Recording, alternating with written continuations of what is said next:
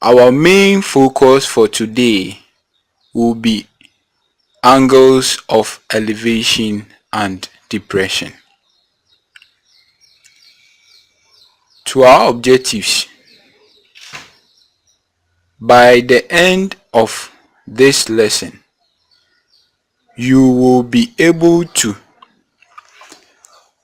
explain what angles of elevation and depression are. You will also be able to solve problems involving angles of elevation and angles of depression.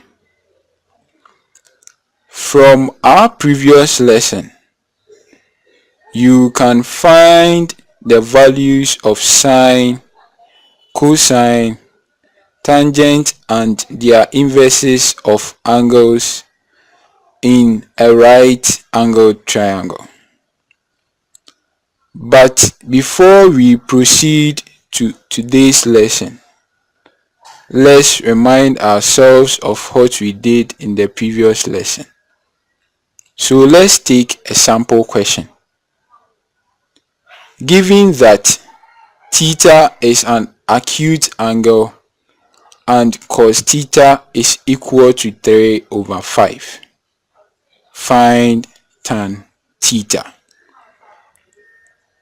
Now, as was given in the question, cos theta is equal to 3/5, where the 3 represents the adjacent side of the right angle triangle which has been drawn below. The 5 also represents the hypotenuse, which is the longest side of the right angle triangle. The x represents the opposite side of the angle theta. Referring to Pythagoras theorem, we have s squared plus 3 squared, which is equal to 5 squared. Our final result will be given as 4 units. That is for x. Eventually, tan theta is equal to the opposite side over the adjacent side, which is 4/3.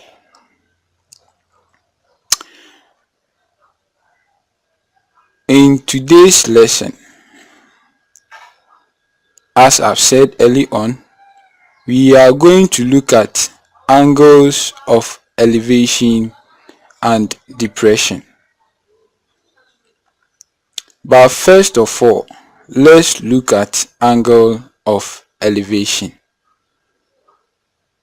What do we mean by angle of elevation? The angle of elevation for a point above a horizontal line, as we can see in the corresponding image, is the acute angle formed by the horizontal line and the line of sight of the observer. Let's proceed to angle of depression. For the angle of depression,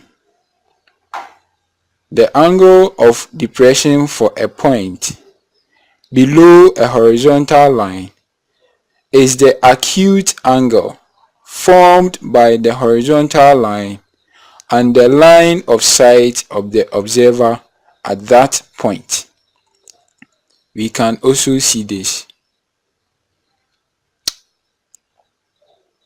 Now, in comparison,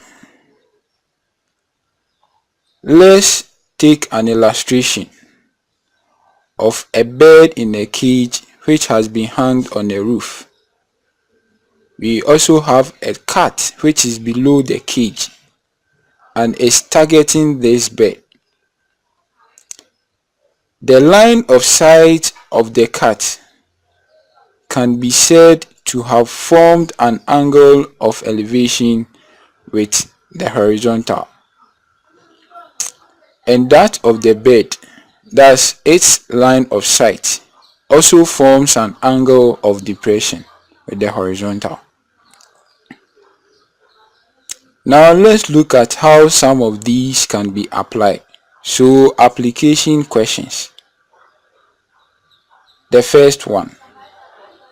The length of the shadow of a building 35 meters tall is 37.5 meters. Find the angle of elevation of the sun. So we have our sun, we also have our building. This right angled triangle is formed with angle theta. Now let's proceed with our solution.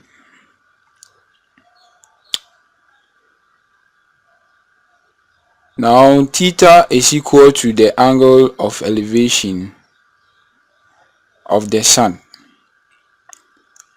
From our right angled triangle, tan theta is equal to the height of building over the height of shadow. Tan theta will be equal to 0.933 after calculating for 35 over 37.5. Eventually, theta becomes equal to 43.02 degree. Now let's move on to our second question. From a window 20 feet above the ground of a building, the angle of depression to the base of the pole of a flag is 54 degrees. Find the longest distance between the window and the base of the building. Now our solution. We have our flag, we also have our building. We have the right angled triangles formed between the building and the flag, with the angle of depression which is 54 degree, and the height from the window to the base of the building to be 20 feet. Our S represents the longest distance between the building and the base, specifically from the window to the base of the flag. From the diagram, we have our sine 54 degree, which will be equal to 20 feet over x. Eventually, we also have 24.72 feet. The longest distance has been given. Now let's take the next question as our assignment. An airplane is flying 10,500 feet above the level ground. The angle of depression from the plane to the base of a tree is 16 degrees. How far horizontally must the plane fly to be directly over the tree? So you take this as an assignment and we solve it together when we meet again. This is the end of our presentation, and we are very thankful for you watching this program. Until then, we say goodbye.